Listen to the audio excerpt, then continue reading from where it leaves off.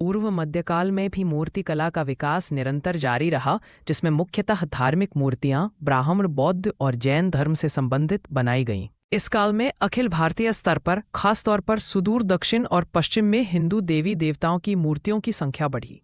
स्थापत्य की तरह मूर्तियों में भी विशालता और अलंकरण को बहुत महत्व दिया गया।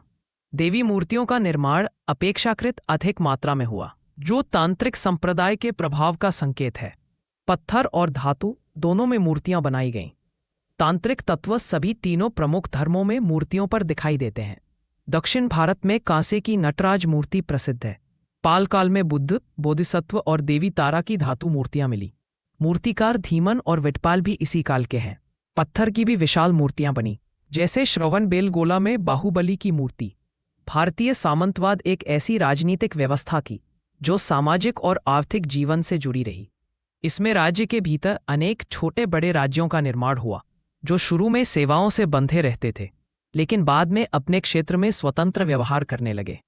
प्रारंभ में सामंतों या भूमिग्रहीताओं को सैन्य सेवा, उपहार आदि देने होते थे, किंतु धीरे धीरे उनके अधिकार बढ़े, जैसे सजा देने, संसाधनों पर कब्जा, आवागमन नियंत्रित करना आदि। इसका कारण था मौर्योत्तर काल में बाहरी आक्रमणों से उत्पन्न असुरक्षा की भावना, जिससे लोग स्थानीय शक्तिशाली व्यक्तियों की ओर सुरक्षा के लिए देखने लगे।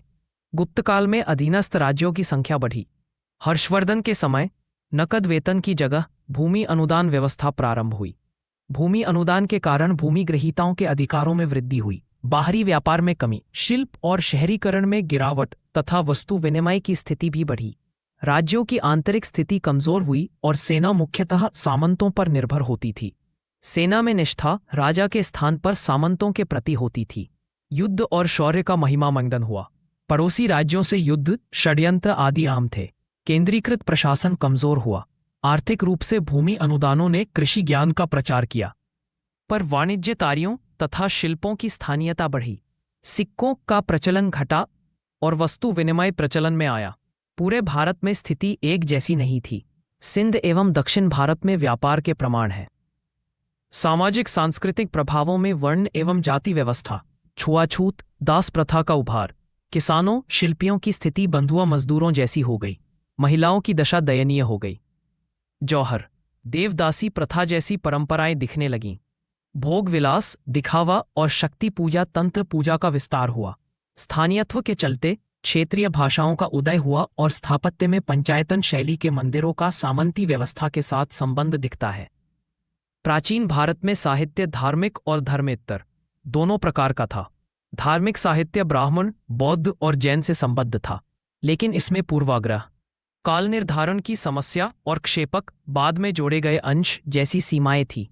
यह सामाजिक, धार्मिक, आर्थिक पहलू अधिक दर्शाता है, न कि राजनीतिक, और अधिकतर उच्च वर्ग के दृष्टिकोण का प्रतिनिधित्व करता है।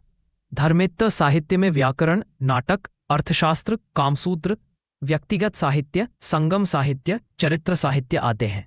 विदेशी यात्रियों का साहित्य भी महत्वपूर्ण है।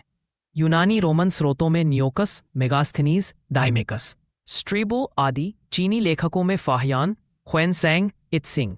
अरबों में सुलेमान, अलमसूदी, अलबरूनी उल्लेखनीय हैं। प्रत्यक्ष अनुभव आधारित इन यात्रियों की काल अवधि स्पष्ट होने के कारण इनका ऐतिहासिक महत्व बढ़ जाता है। इससे राजनीतिक, सामाजिक, आर्थिक जानकारी मिलती है। हालांकि ये भारत की सभी विविधताओं का प्रतिनिधित्व नहीं करती और भाषा, समाज, संस्कृति की समझ सीमित रही। भाषा आधारित साहित्य, संस्कृत, प्राकृत, तमिल। प्राचीन नाटक, विज्ञान प्रौद्योगिकी का साहित्य, स्थापत्य में विहार, चैत्य, मंदिर, नागर, बेसर, द्रविड़ में विकास हुआ। चित्रकला में पाषाण, हड़प्पा, अजंता, एलोरा, वातापी, सितानवासल, पाल, सोलंकी, तंजौर आदि का उल्लेख है। भारतीय संस्कृति का प्रचार पश्चिम एशिया, अफगानिस्तान, सुवर्णभूमि, इंडोमाले, श्रीलंका, कंबोज, चंपा, वियतनाम जैसे देशों में हुआ। इसमें व्यापारी, शासक, धर्म प्रचारक, विद्यार्थी और यात्री की भूमिका रही। हिंदू धर्म का मध्य एशिया और दक्षिण पूर्वी एशिया में, महायान बौद्ध का मध्य एशिया और हीनायान का दक्षिण पूर्व एशिया में प्रचार हुआ। स्थापत्य में मंदिर, स्तूप, चैत्य का विकास, जैसे कंबोडिया का अंकोरवाट मंदिर, जावा का बोरोबुदुर स्तूप और मूर्तियों, चित्रों का निर्माण भी हुआ। साथ में संस्कृत, तमिल जैसी भाषाओं का प्रचार हुआ। अगली कक्षा का विषय दिल्ली सल्तनत की चर्चा होगी। भारतीय संस्कृति का प्रचार पश्चिम एशिया और दक्षिण पूर्वी एशिया में हुआ।